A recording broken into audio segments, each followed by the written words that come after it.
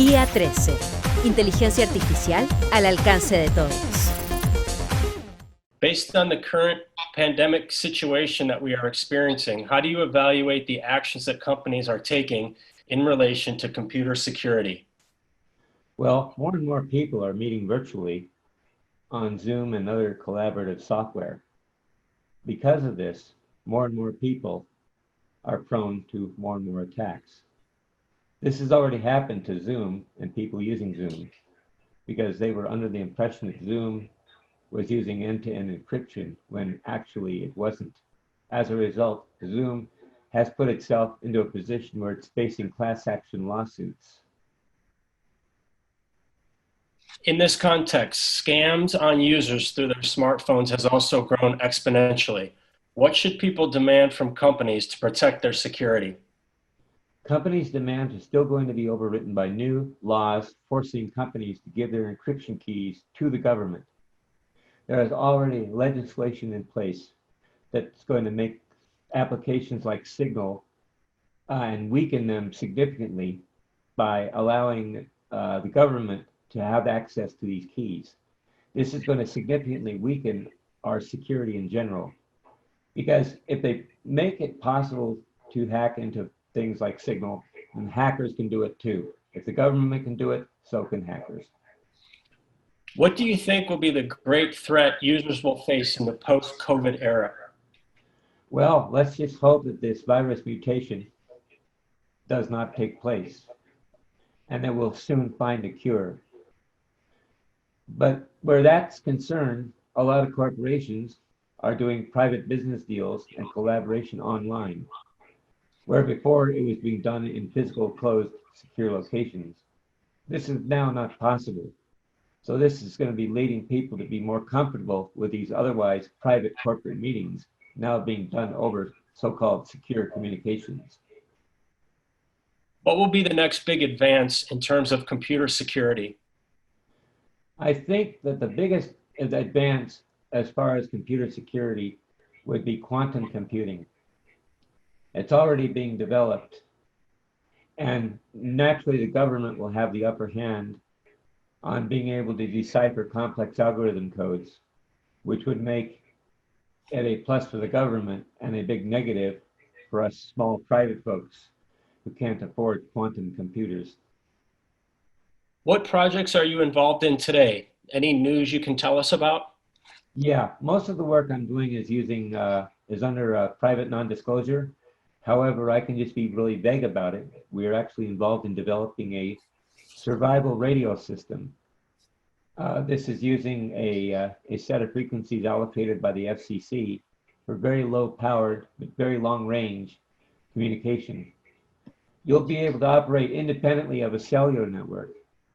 And we're actually developing this radio-based hardware that is EMP hardened, which means it's built in a case where electromagnetic pulses can't get in and destroy the equipment. So this will allow us to be able to communicate via gateways or relay stations, which can be dropped up on top of high locations like with a drone, and they can very easily be set up and programmed and configured remotely, allowing people to live off the grid and still be able to communicate.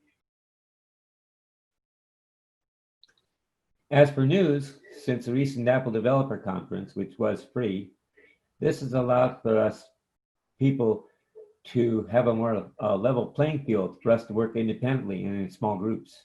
So more and more apps will be showing up that allow us to do that. And part of my mission will be to develop and get involved in developing some new Macintosh applications. For instance, the iPad will be allowing you to use LiDAR, which is using a radar type configuration for being able to analyze a closed space, which would be very useful in calculating the cubic feet of air or possible virus within a closed space. And I am working currently with a virologist to develop some possibilities for better protection in rooms as far as calculating airflow and stuff like that. And this is an application that will be running on the new iPad using the LiDAR technology, which will soon be out. And social media has also been stepping up on their facial recognition plans. Word on the street is that there are people that are developing these kinds of very highly Big Brother type applications for facial recognition. And how you can prevent social media from sharing your data. I have several links on my Facebook page showing you how to do that. And I've got some very good recommendations on sensible actions you can take to help you be more anonymous on social media. But in today's times, it's really almost impossible to be totally private. Not anymore. As far as censorship goes, I think it's getting out of hand. It's totally getting out of hand. More and more Facebook postings are taken down. Twitter postings are taken down. Even President Trump's Twitter posting was taken down.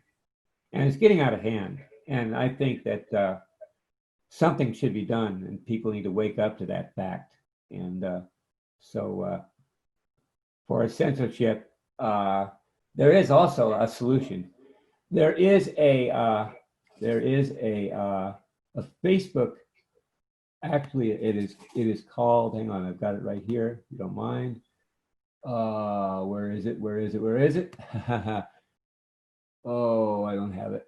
No, I had a. It's a URL. It is a YouTube, but it's my other YouTube or something. It's another YouTube link, and I don't have it right now. I thought I had the link up, but I don't have it. It's not right available to me right now, unfortunately.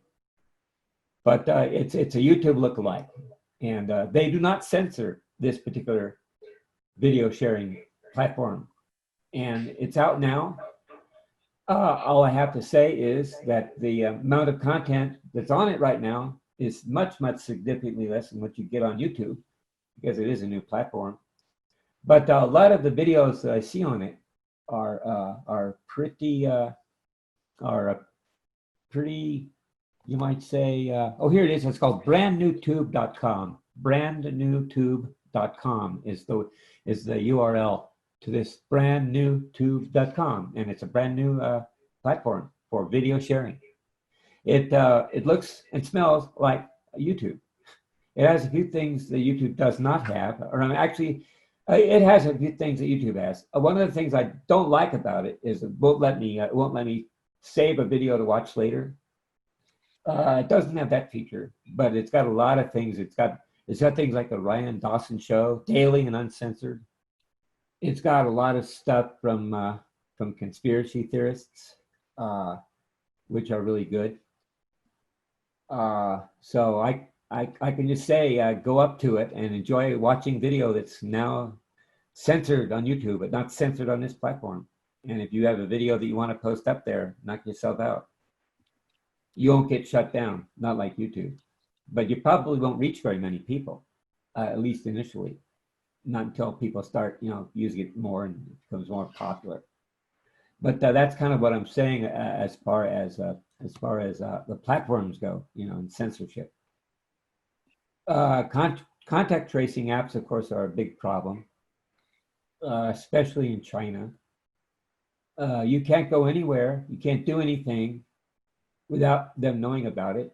There's been already talk about having Google and other platforms developing contact tracing apps for your iPhone. And although it hasn't really taken off yet, thank goodness for that. But as far as contact tracing goes,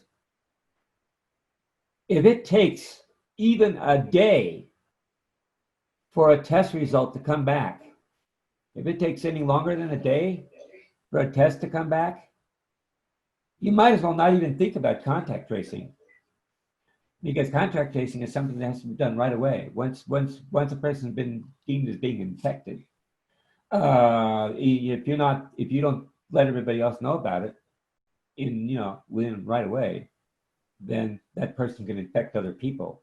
So it's very important that in order for contact tracing to work, you have to be able to have results of the test coming back within at least an hour. And then, of course, there's deep fake video. Yes, deep fake video. Imagine seeing President Trump on the TV saying something that he really didn't say, because his lips might move. It might be his actual image, but it can be doctored, and his voice can be superimposed on it to sound like him. And if you're not careful and don't pay attention, you might even think it's really President Trump saying something, but it's really not him saying this. It's somebody else putting words in his mouth for illicit gain. That's a serious problem. And so deep fake video is something that's going to be more and more prevalent in the future as well. So that's pretty much all I have at this point.